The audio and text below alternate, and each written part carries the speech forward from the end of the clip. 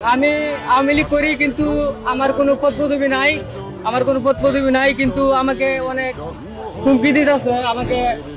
আমি এলাকায় গেলে আমার সমস্যা হবে, আমাকে এমন ধরনের হুমকি দেওয়া হইতেছে।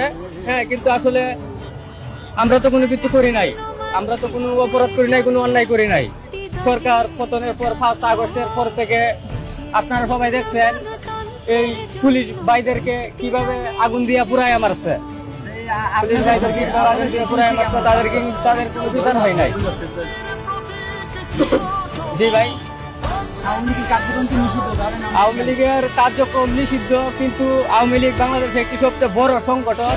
আওয়ামী লীগকে থামিয়ে রাখার মতো দল এখনো এই আওয়ামী লীগ। ভাই 5